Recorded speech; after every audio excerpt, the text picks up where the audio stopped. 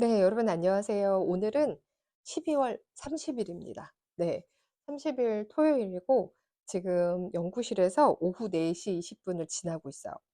음, 우선 오늘은 진짜 눈이 엄청 내렸거든요. 그래서 그 연구실 앞을 한 두 번 치웠고요. 직원들하고 두 번 쓸었고 그다음에 눈이 되게 펑펑 내렸어요. 진짜 예쁘게 내렸어요. 그래서 밖에 풍경을 보는데 뭐 집에 돌아갈 거 걱정 안 하고 우선은 풍경을 되게 음미했어요. 그래서 이따가 한 번 더 눈이 펑펑 오면 창문을 열고 그 배경으로 한 꼭지를 더 찍을까 그런 약간 설렘을 좀 갖고 있습니다. 네, 이따 봐서 진짜 눈이 한번 펑펑 내리면 그 영상을 한번 같이 공유할게요. 자, 지난번에 최인철 교수님의 굿 라이프라는 책에서 뭐 품격 있는 삶을 사는 방법 혹은 연구를 했는데 행복한 삶을 사는 사람들의 삶의 기술이 있다. 그래서 그 삶의 기술이 어떤 가치관을 두고 살아가느냐 뭐 이런 약간 크고 추상적인 것들을 다뤘어요. 근데 오늘은 이 책에서 마지막 부분인 행복을 위한 11가지 구체적인 활동이 있대요. 그래서 그 활동에 대해서 한번 여러분하고 나누려고 해요. 11가지인데 저는 한 가지를 더 얹었습니다. 한 두 가지 더 얹었어요. 두 가지. 지금 쓰면서 할게요. 두 가지 중에 하나는 이따 말씀드릴게요. 그다음에 하나는 네, 이겁니다. 행복을 위한 11가지 활동의 첫 번째는 명상하기가 있어요. 근데 사실은 저는 이번 연도에 명상을 좀 배우려고 해서 좀 관심이 있는데 저희 학문이 사실 스피치거든요. 그래서 지금은 인간관계에 대한 거를 굉장히 많이 다루고 있지만 비율이 한 이 정도 되는 것 같아요. 7대 3. 근데 사실은 완전히 5대 5입니다. 표현이라는 부분의 커뮤니케이션, 스피치라는 영역도 엄청 중요해요. 그래서 지금은 마치 이게 80%고 얘가 20%처럼 얘기하지만 저는 진짜 5대 5 정도의 비율을 보고 있어요. 인지하고 마음이 착하고 내가 당신을 사랑했는데 왜 이혼하자고 하는 거 다 떠나서요. 표현이 안 맞으면 다 얼그러져요. 그래서 그 표현을 먼저 맞추는 거를 해야 한다라고 생각하고 그게 행동을 먼저 치료하는 과정이라고 생각을 해요. 그래서 여러분 이렇게 우리가 어떤 카드나 종이를 그 물고 있잖아요. 그러면 우리의 몸은 이게 진짜 웃고 있는 게 아닌데도 불구하고 얘가 웃는다고 생각한대요. 그러면 몸에서 불안하고 부정적이었던 것들이 타액을 검출했을 때 긍정적으로 변화된다고 그러거든. 이게 행동치료예요. 내 마음이 진짜 움직이지 않았는데 행동적 치료가 먼저가 되면서 내 마음이나 의식이나 이런 것들이 더 올라가는 거거든요. 그래서 그렇게 올라가는 거를 행동 치료라고 하고 어쩌면 그렇게 상대와 다가가는 게 더 빠른 피드백을 받을 수 있어요. 그래서 행동 치료가 먼저 돼야 된다라고 저는 생각을 조금 많이 합니다. 근데 첫 번째가 명상하기인데 명상하기가 사실은 저는 어떻게 해야 되냐면 명상을 따로 배우진 않았는데 명상하기를 거의 기본적인 거를 경험할 때 어디 가서 경험하면 호흡에 그렇게 집중하라고 하거든요. 호흡은 코로 들숨을 쉬고 입으로 날숨. 후후후후후. 이렇게 날숨을 빼요. 그러면 코로 들숨 쉬고 후 입으로 날숨을 빼는 순간까지 우리가 다른 생각을 못 해요. 그래서 호흡에 집중하면 잡생각이 없어진다라는 말이 있듯이 코로 들숨 쉬고 날숨을 쉬고 코로 들숨 쉬고 날숨을 빼고 이런 작업이 명상에 굉장히 도움이 된대요. 근데 연세대 박사님이 그 정신과 의사한테 가르쳐 주는 가르치는 하나가 있는데 그거를 저희는 저희 연구실을 다니는 회원들에게 다 하거든요. 근데 실제로 의사쌤 한 분이 이거를 해 보시고 정말 감탄을 묻지 않으시고 그걸 꼭 오셔서 하시려고 그래요. 그중에 하나가 어떤 동작이냐면 명상을 하는 거는 마음의 침착함이나 평온을 얻기 위한 거죠. 그거를 저희가 호흡을 느껴 보실래요? 숨이 이렇게 좀 답답해요. 체한 듯이. 근데 얘를 빨리 푸는 방법이 있어요. 편도체라는 부분을 활성화된 편도체를 낮추는 작업이에요, 이게. 근데 우리 몸에 아주 큰 근육이 턱관절 근육이에요. 턱관절을 위아래로 꾸덕꾸덕, 꾸덕꾸덕한 부분을 보세요. 매끄럽지 않아요. 꾸덕꾸덕해요. 꾸덕꾸덕하고 이 근육이 꾸덕꾸덕한 거를 위아래로 통증이 50% 정도 없어질 때까지 마사지를 해주세요. 그리고 위아래로 이렇게 해요. 광대까지 와서 광대 앞에도 꾸덕꾸덕한 게 있어요. 그러면 뒤에서 앞으로 혹은 앞에서 뒤로 꾸덕꾸덕한 그 근육을 풀어주세요. 이렇게, 이렇게. 놀랍게도요, 3분 정도 지나면 마음이 굉장히 평온해져요. 지금 이렇게 짧게 한 30초 있는데도 마음이 더 낫거든요. 이게 활성화된 편도체를 낮추는 아주 빠른 방법이래요.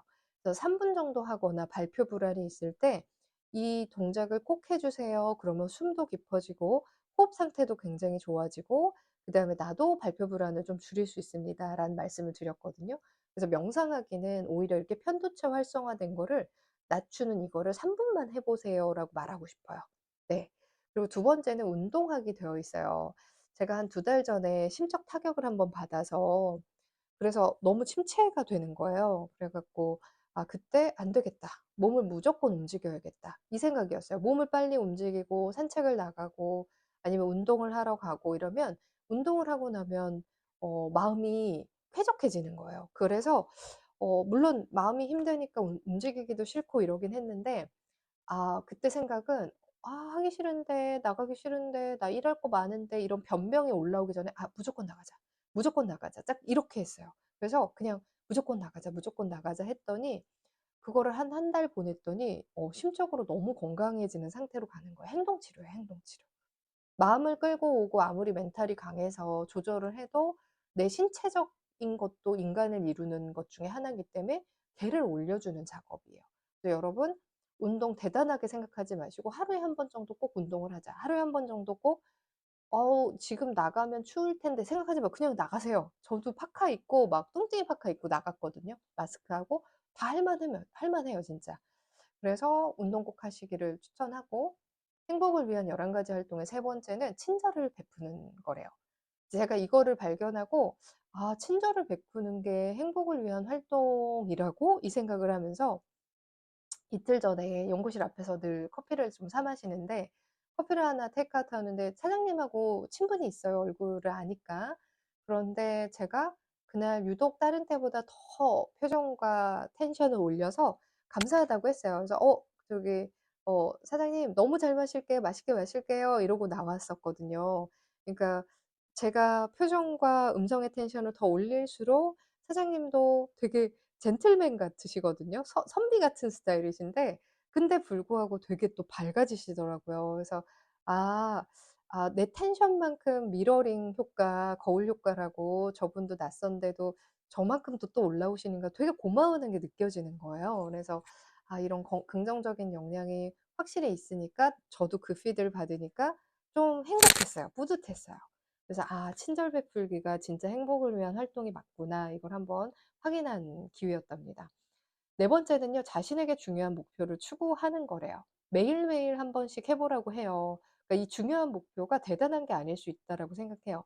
그러니까 저 같은 경우에도 철학이나 미학을 좋아하고 전공했지만 실제로는 타지인으로서 또 외국에서 오래 살고 한국에서도 또 차별받고 막 이런 경험들이 많잖아요. 그거를 유튜브로 인제 박사 끝나면서 실어 나르자라고 생각했을 때 어 이게 뭐 유튜브를 띄운다 안 띄운다가 아니고 이 핵심 가치 커뮤니케이션 이론에 대한 계몽적인 것들, 개념에 대한 계몽적인 게 인생에 엄청나게 도움이 되거든요.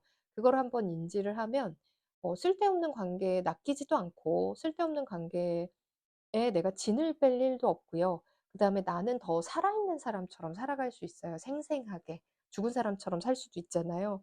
그러니까 그런 것들을 하나하나씩 퍼나르자 하는데 영상 앞에 카메라를 들고 찍는 거는 그렇게 쉽진 않아요, 여러분. 그러니까 오늘도 제가 나올 때 어제도 못 찍었는데 그제도 못 찍었는데 오늘 '나는 이게 다른 목표보다 좀 중요한 것 같아. 꼭 찍어야 돼.' 이 생각하면서 나왔거든요. 그래서 지금 찍고 있는 이 순간을 참 대견히 여기고 있답니다. 이렇게 자신에게 중요한 아주 작고 작은 어떤 목표들을 하나씩 좀 이루는 거 너무 좋을 것 같아요. 오늘 만약에 내가 운동하겠다. 아니면 명상하겠다. 친절 한번 베풀겠다. 그냥 다 하나씩 해 보세요.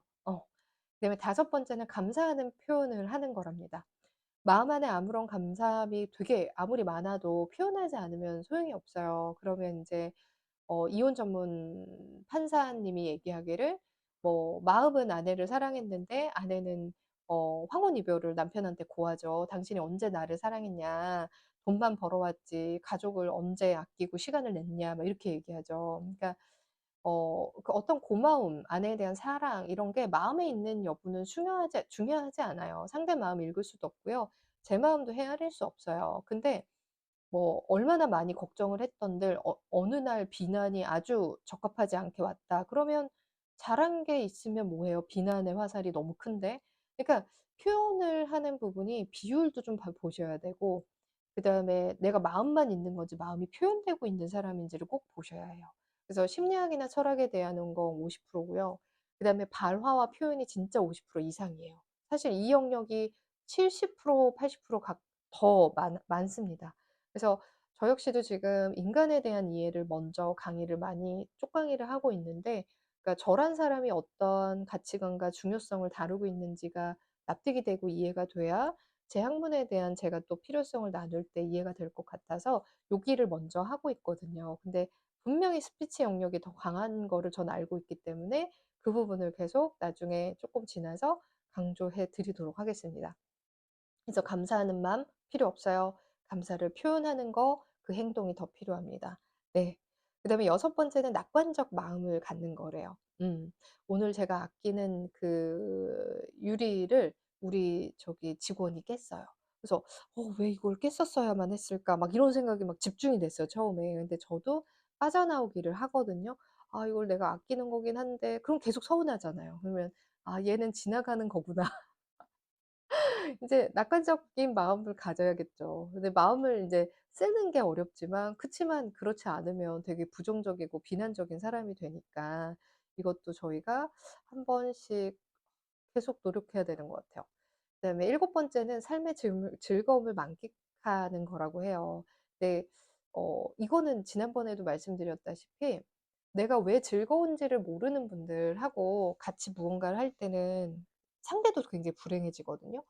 행복할 수 있는 게 되게 많은데 "우와 우리 오랜만에 여기 왔다." 혹은 "야 우리가 이런 데도 오고 이걸 경험하니까 너무 좋다." 막 이러거나 아니면 "야 자기가 이렇게 좋은 데를 해 줬어? 와 이런 데가 있구나." 이것만도 그 사람이 감탄했다는 즐거움 내가 생각해 주는 그런 거에 대한 고마움, 인지가 됐다 생각하잖아요. 근데 모든 거를 시큰둥하게 받아들이잖아요. 그러면 그 사람도 참 재미없고 자신의 즐거움을 만끽하지도 못하고 뭐를 해도 재미가 없어요.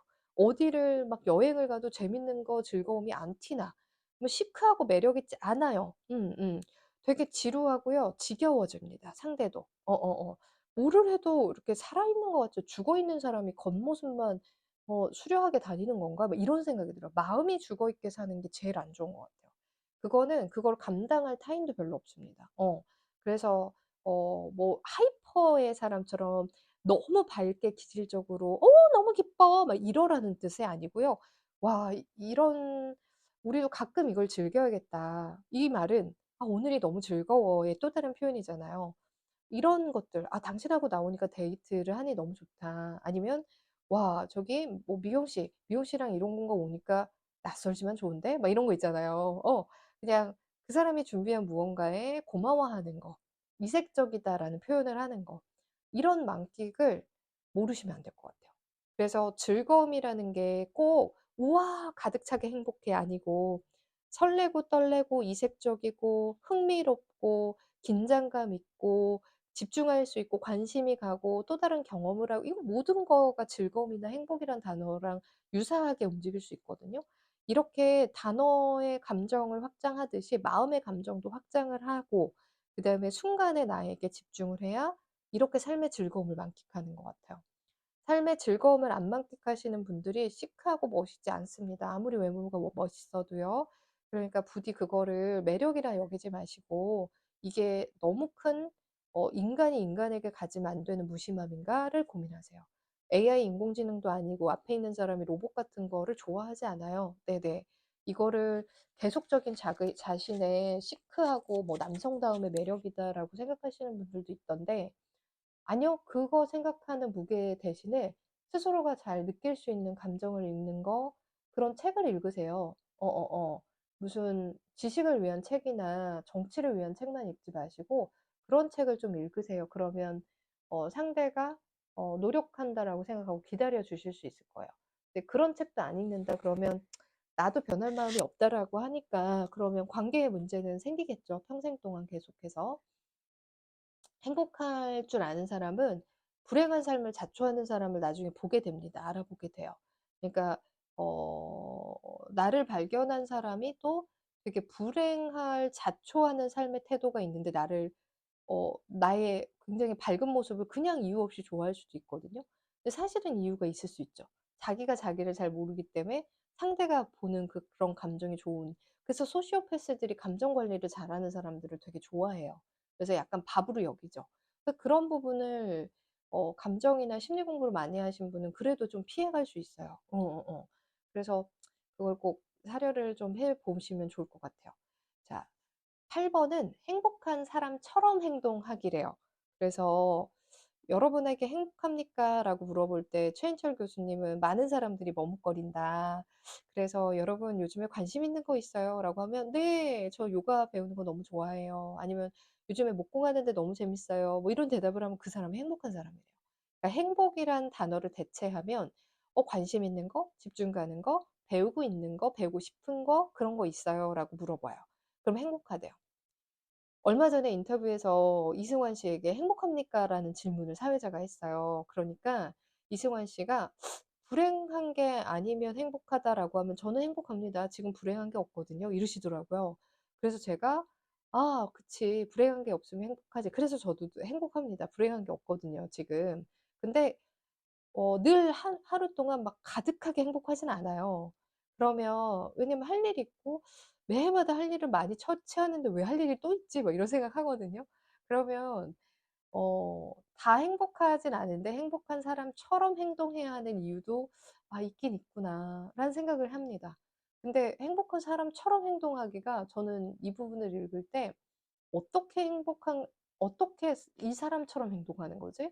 약간 잘 모르겠더라고요. 그래서 약간 미치광이처럼 반미소를 이렇게 약간 미친 사람처럼 이렇게 흐 하고 띄고 다녀야 되나? 뭐 이 생각도 쪼끔 했고 저는 그걸 강조하는 사람이기 때문에 말할 때 약간 이렇게 약간 미소 지으면서 얘기하세요를 강조하는 사람이기 때문에 '아 그렇게 살라는 뜻인가?' 약간 그런 의문이 들었던 거 8번 문항이었어요. 음. 그리고 9 번은 지금 이 순간을 음미하기예요. 7 번하고 유사한 얘기예요. 삶의 즐거움을 만끽하기, 지금 이 순간을 음미하기. 제가 실제로 6-7년 연애하고 헤어진 사람이 뭐를 해도 시큰둥한 거예요. 여행을 가도 시큰둥, 뭐 좋은 데를 가도 시큰둥. 그래서 '아 이 사람이랑은 뭐를 해도 행복하지 않는구나. 이 사람은 나와 뭐를 해도 행복해 하는 걸 안 보이는 사람이구나.' 우리가 있으면 우리한테 집중하지 않아요. 옆 테이블의 어떤 어여쁜 여자분에게 약간 뭔가가 플러팅이라고 하죠. 뭔가 감정이 흘러가는 게 보여요. 그러면 뭔가 사건이 일어나진 않았어요. 내가 옆에 여자친구가 있는데 "당신 나한테 약간 관심이 있나요?" 막 이런 거를 흘리거나 아니면 "당신 번호를 물어봐도 돼요?" 이런 걸 하진 않았는데 어 표면에서 안 했지 감정적인 건 뭔가 흘러가는 게 있단 말이죠. 그런 것도 지금 이 순간을 음미하고 즐기는 게 없는 거죠. 그러니까 그러함은 다 티가 납니다 여러분. 여러분의 삶에 티가 나서 정말 중요한 거를 잃을 거예요. 그래서 내게 중요하지 않은 인연들을 쫓아다닐 거고 진짜 중요하고 의미 있는 곳에 그런 사람들과 머물지 못할 겁니다. 그래서 삶의 즐거움을 만끽하고 이 순간을 음미하고 '내가 행복하다. 관심 있다. 설레다. 집중되다. 뭐 기대된다.' 이런 유사한 많은 단어로 내가 감정을 확장하고 대체할 수 있도록 여러분이 사셔야 돼요. 그렇게 자신을 읽고 타인을 읽으셔야 합니다. 그다음에 열 번째입니다. 행복을 위한 11 가지 활동 중에 열 번째는 "스트레스를 이기는 효과적인 전략을 사용하세요."라고 하는 거예요. 음 저는 꽤나 잘 참는 성격이라 생각해 보니까 제 스트레스를 어떻게 푸는 방식을 갖고 있지 않았어요. 근데 얼마 전에 이승환 콘서트를 갔는데 와 너무 설레는 거예요. 이렇게 일상에서 설레는 기분이 드는 적이 별로 없는 것 같아요.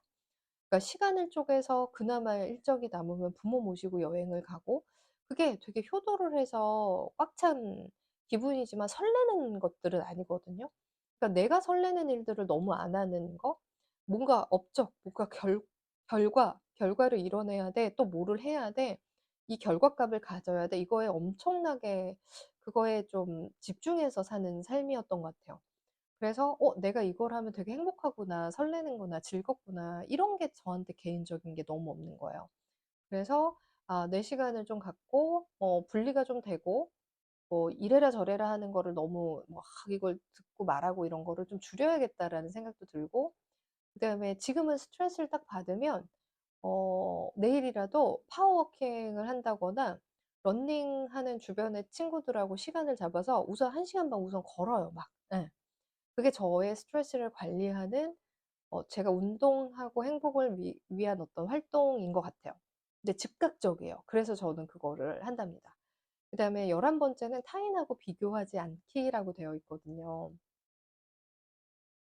이거는 사실 타인과 비교하지 않기는 생각보다 쉽지 않은 게, 나도 나름의 소정의 가치가 있고 의미가 있지만 어 누군가 나와 비슷하게 또 뛰어난 사람들이 있죠. 그러면 그분들을 마주쳤을 때 또 자기 확신이 없어진단 말이죠. 근데 분명히 똑같은 사람은 인간이 존재할 수 없거든요.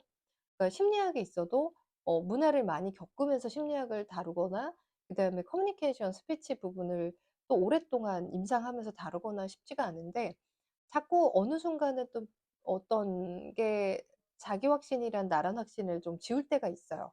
이거는 사실 당연한 부분인 것 같아요. 근데 계속 '저 사람은 이만큼 버는데 난 이만큼 벌고.' 막 이렇게 살 수는 없는 일이잖아요. 그냥 그 사람은 그 사람대로 사는 거고요. 저는 제가 좋아하는 것들을 하면서 아마 살아가는 겁니다.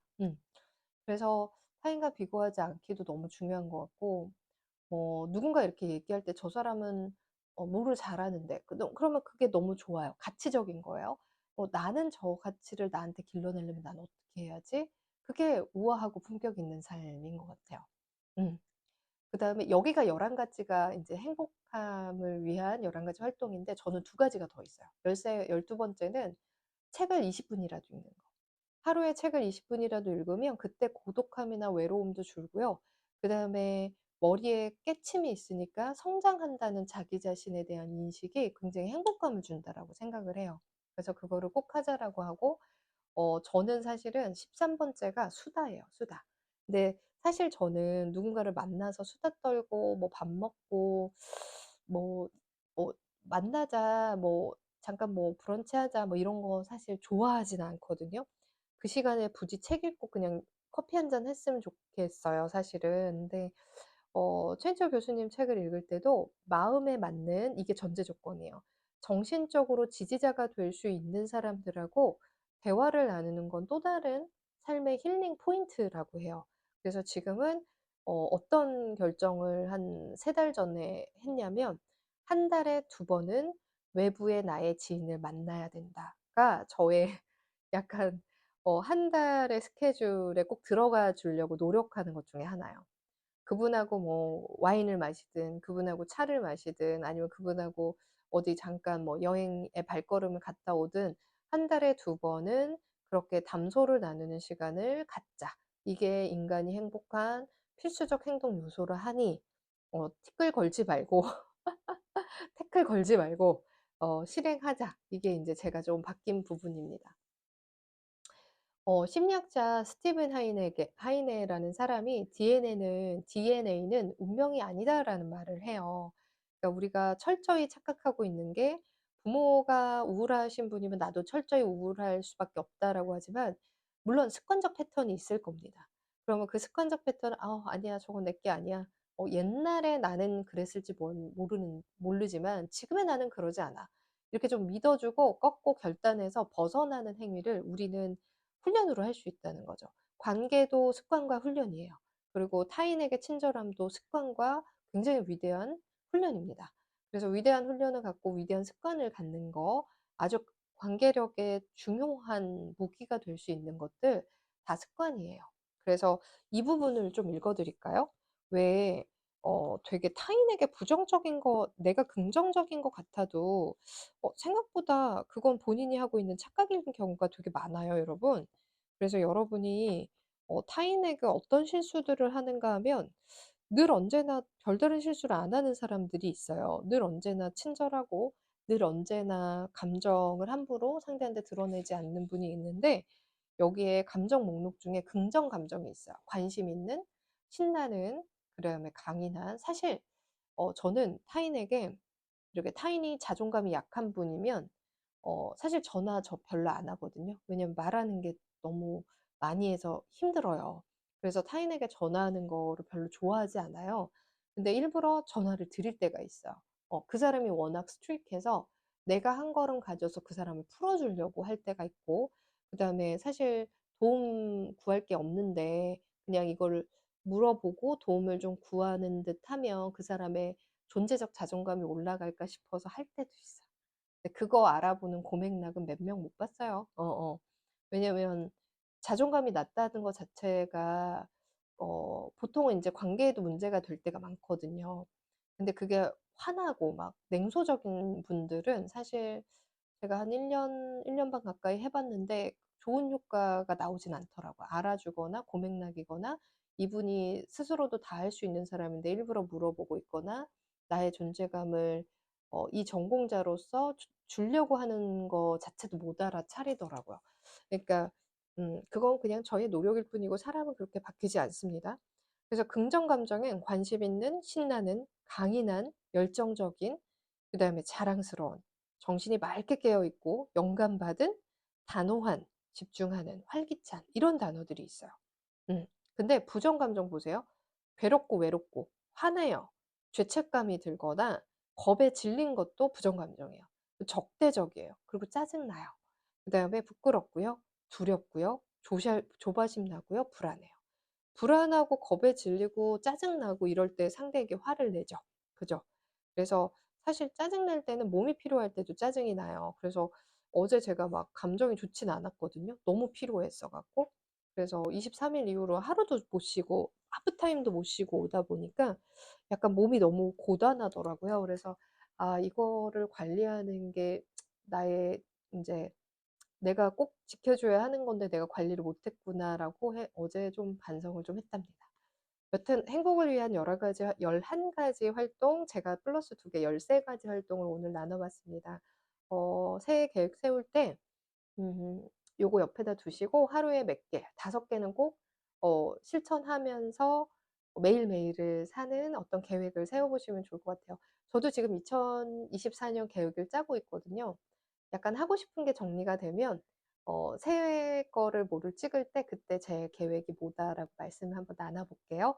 네. 새해 복 많이 받으시고 그다음에 저희는 건강한 다음 날을 또 같이 마주할게요. 고맙습니다.